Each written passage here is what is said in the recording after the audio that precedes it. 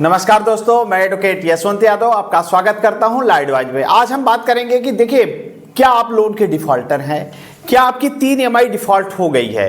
क्योंकि बहुत सारे लोगों का फोन आ रहा है कि सर ये रिकवरी एजेंट कह रहे हैं हमारा अकाउंट एनपीए हो जाएगा।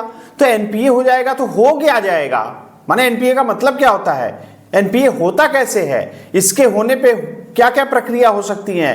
कह रहे हैं लोन एनपीए होने के बाद आपको जेल हो जाएगी, तो क्या क्या प्रावधान है, होता क्या है, पूरी डिटेल में वीडियो देख लेंगे, आपका पूरा डाउट क्लियर हो जाएगा। एनपीए होता क्या है। जैसे कोई भी बैंक से या एनबीएफसी से आप लोन लेते हैं, लोन लेने के बाद आपको एजेंट फोन करते हैं, हरास करते हैं, उसमें कोई बहुत तो थर्ड पार्टी रिकवरी एजेंट होते हैं जो बताते हैं आपका अकाउंट एनपीए आज रात के 12 बजे से पहले हो जाना है, कर दीजिए पेमेंट, नहीं तो आज के रात के 12 बजे से पहले आपका अकाउंट एनपीए हो जाएगा। ऐसे ऐसे डर दिखाते हैं कि आज रात 12 बजे के बाद आपका अकाउंट एनपीए हो जाएगा, 12 बजे से पहले आपको पेमेंट करना है। नहीं तो कोई रिकवरी एजेंट 3 दिन 4 दिन का समय देते हैं कि 4 दिन का समय है, नहीं तो 4 दिन के बाद आपका लोन अकाउंट एनपीए में चला जाएगा, और एनपीए में जाएगा तो आपके ऊपर केस हो जाएगा, आपको जेल हो जाएगी, आपके ऊपर एफआईआर हो जाएगा, आपके ऊपर मुकदमा हो जाएगा। ऐसे ऐसे डर बताते हैं, डराते हैं। तो एनपीए में क्या होता है, क्या कानूनी कार्रवाई हुई, एनपीए के बाद क्या क्या कानूनी कार्रवाई होती है। एनपीए का नाम सुन के जो डर जाते हैं, कहीं ये बताइए, कभी भी आप लोन लेते हैं, डिफॉल्ट करते हैं, तो एनपीए के नाम से ये इतना डरा देते हैं कि आदमी एक लोन को चुकाने के लिए एनपीए में न जाए, एनपीए से बचाने के लिए दूसरा लोन ले लिया, दूसरे लोन को चुकाने के लिए उसको एनपीए से बचाने के लिए तीसरा ले लिया, चौथा ले लिया, पांचवा ले, 15-15, 20-20 लोन ले लिए हैं। एक लोन को चुकाने के लिए दूसरा, तीसरा, चौथा, इतना मल्टीपल लोन के ट्रैप में फंस गए हैं कि वहां से निकलना है। तो ऐसा अगर हो रहा है तो स्टॉप लॉस, रुक जाइए, कोई लोन मत लीजिए, रुक जाइए। नहीं दे पा रहे हैं तो नहीं दे पा रहे हैं, पैसे नहीं है तो नहीं है। ऐसा नहीं कि एक को चुकाने के लिए दूसरे ले लिए, तीसरा ले लिए, एनपीए बचा। अरे एनपीए होता क्या, आज पूरा प्रोसेस सुन लीजिए। जेल हो जाएगा, परेशान कर रहे हैं, इतना तक डरा देते हैं कि रात के 12 बजे से पहले आपने पैसा नहीं किया तो आपका अकाउंट एनपीए हो जाएगा। तो उसको बचाने के लिए जिसके पास है, नहीं हो, लोन पे लोन लेते जा रहे हैं, और जिसके पास पैसे नहीं हो तो डर जा रहे हैं अब क्या होगा। तो उनके मन में गलत गलत ख्याल आता रहा है कि उनको जेल हो जाएगी, आत्मसम्मान खराब होगा, ऊंची आवाज में बात करेंगे, गाली गलौज करेंगे, ये होगा, इतना डरा देते हैं कि आदमी के मन में गलत ख्याल, यहाँ तक आत्महत्या तक की सोच लेते हैं। अभी हमारे यहाँ कलकत्ता से एक क्लाइंट आए, कल आए थे, उन्होंने इतना डर गए थे, रिकवरी एजेंट इतना हरास परेशान कर दिया, तो वो आत्महत्या तक करने के लिए सोच लिए थे, यहाँ तक कि आत्महत्या भी कर लिए। लेकिन उनका ऐसी घटना हुई कि उनकी रस्सी जो थी वो खुल गई और वो बच गए। आए थे, मुझे दिखाएं कि सर देखिए ये कंडीशन है जहाँ पे उनको लगा हुआ था। देख करके इतना डर जाते हो आप लोग, इतना हरास हो जाते हो, इतना परेशान हो जाते हो। ऐसा कोई काम मत करिए। मैं हूं लीगली प्रोसेस, देखिए पहली बात सुन लीजिए, आपने लोन लिया, डिफॉल्ट किया, नहीं दे पा रहे हो, लोन का डिफॉल्टर क्या एक क्रिमिनल केस है, कोई एफआईआर होगी, कोई जेल होगी, आप बताइए। लोन लेना, लोन की ईएमआई डिफॉल्ट होना क्राइम है, अपराध है, आप अपराधी हैं, आपको जेल होगी। कमेंट करके बताइए भाई, आप लोग कमेंट करके बताइए, क्योंकि कमेंट करेंगे तो आपको, हमें भी पता चलेगा कि मेरी वीडियो देखने से आपको समझ में आ रही है कि नहीं। क्या कोई लोन लेना और डिफॉल्ट करना अपराध है, जेल होगी, एफआईआर होगा, किसी थाने चौकी में ऐसा होगा? हाँ या ना कमेंट में बताइए। तो होता क्या है, मन में जो आत्महत्या का विचार आ रहा है बिल्कुल खत्म कर दीजिए। क्यों? क्योंकि जो लीगली प्रोसेस होगा वो करना है, बस नोटिस आएगा, जवाब देना है। प्रोसेस जो है, एनपीए केस हो जाएगा तो उसके बाद बताते हैं सेटलमेंट नहीं होगा आपका अकाउंट। भाई होता क्या है, आज पूरी वीडियो देखिए, पूरा डाउट क्लियर हो जाएगा। और मन में जो गलत विचार आपके आ रहे हैं, बिल्कुल विचार बंद कर दीजिए, विचार नहीं आने चाहिए। मैं हूं, जो लीगली प्रोसेस होगा, जो नोटिस आएगा, रिकॉल, डिमांड, आर्बिट्रेशन, जो प्रक्रिया होगी, मैं उसका जवाब दूंगा। पहली बात, लोन लिए हैं, डिफॉल्ट करके नहीं दे पा रहे, सभी कंपनियों को एक लीगल प्रायर नोटिस जरूर दे दीजिए, देना जरूरी है। आप लीगल प्रायर नोटिस दे देते हैं तो आपका एक ब्रह्मास्त्र का काम करता है कि मैंने लोन लिया, डिफॉल्ट किया, मैंने कंपनी को अवगत करा रखा है, हमारे एडवोकेट के माध्यम से मैंने कंपनी को इन्फॉर्म कर रखा है कि हाँ मेरी ये विषम परिस्थिति थी, जॉब लॉस हो गया, व्यापार में घाटा हो गया, कोई बीमारी आ गई, पारिवारिक समस्या हो गया, जेन्युइन डिफॉल्टर है, नहीं दे पा रहे हैं, तो लीगल प्रायर नोटिस एडवोकेट के माध्यम से जरूर दे दीजिए। अब देने के बाद नहीं दे पा रहे, एक EMI डिफॉल्ट हुई, दूसरी हुई, तीसरी हुई, 3 EMI के बाद NPA, non performing asset.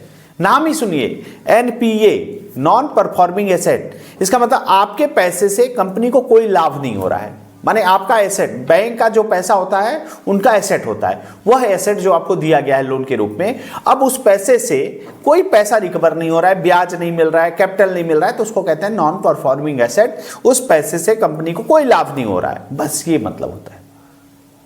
Company अपनी एक श्रेणी बनाई हुई है कि 3 EMI डिफॉल्ट होगी या 92 डेज हो जाने के बाद सिक्योर्ड लोन हो चाहे अनसिक्योर्ड लोन हो, तब उस कंडीशन में लोन कंपनियों को अब वहां से कोई लाभ नहीं हो रहा है, उसी को कहा जाता है NPA। NPA होने के बाद लोनी को खिलाफ क्या हो सकता है, जो लोन लिए हैं, डिफॉल्ट किए हैं, उनके खिलाफ क्या हो सकता है? Legal notice. लीगल नोटिस आएगी। लीगल नोटिस में क्या आएगी कि आपने लोन लिया है, डिफॉल्ट कर रहे हैं, आपका ECS ऑटो डेबिट, ऑटोमेटिक जो ECS बाउंस हो रहा है, ऑटो डेबिट हो रहा है, तो auto debit payment and settlement का केस का नोटिस देंगी कि बैंक के एडवोकेट के माध्यम से कि पेमेंट एंड सेटलमेंट एक्ट में आपके एक EMI डिफॉल्ट हुई है, उस पर मैं कंपनी का आपके ऊपर मुकदमा कर दूंगा, नहीं तो 15 दिन के अंदर आप हमारे पूरे पैसे वापस कर दीजिए, हमारे EMI जो है डिफॉल्ट हुई उसको पेमेंट कर दीजिए, नहीं तो ECS bounce payment and settlement का केस होगा, या फिर आपने चेक दिया है तो NI एक्ट 138 चेक बाउंस का केस किया जाएगा, तो उसकी नोटिस देंगे, एडवोकेट के माध्यम से नोटिस देंगे कि हाँ ये 15 दिन में आप पूरे पैसे जो बाउंस के हैं उसको डिपॉजिट करिए, नहीं तो केस होगा। तो ये नोटिसें आएंगी।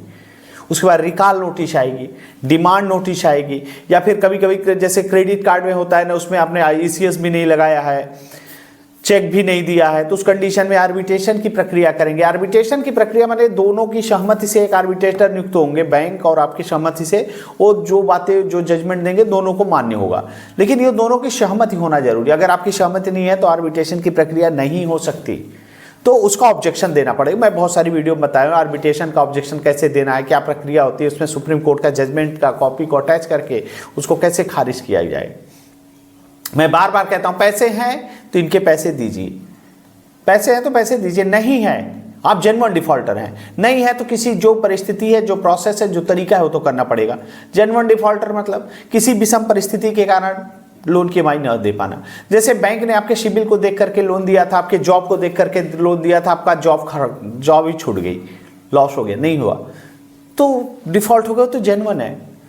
आपके सिबिल देख करके, आपके आधार कार्ड पैन कार्ड को देख करके, उसके बाद आगे आपके जॉब को देख करके, सैलरी स्लिप को देख करके, तब तो आज जॉब ही नहीं है, कोई दुर्घटना हो गई, कोई ऐसी बीमारी हो गई, तो ये जेन्युइन डिफॉल्टर। व्यापार के लिए पैसा लिया था, व्यापार में घाटा हो गया, नहीं दे पा रहे, तो जेन्युइन डिफॉल्टर है।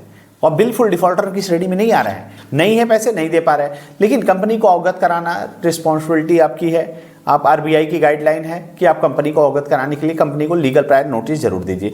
अगर पेमेंट एंड सेटलमेंट में कंपनियां केस भी कर देती है, जैसे ऑटो डेबिट, ECS बाउंस, एक EMI का एक केस होता है, एक EMI का एक केस होता है, तो उसमें अगर सम्मन आया आप जाइए, या फिर BW वारंट भी आता है तो भी सेम डे बिल हो जाती है, NBW हो जाता है तो उसके बाद भी सेम डे बिल हो जाता है।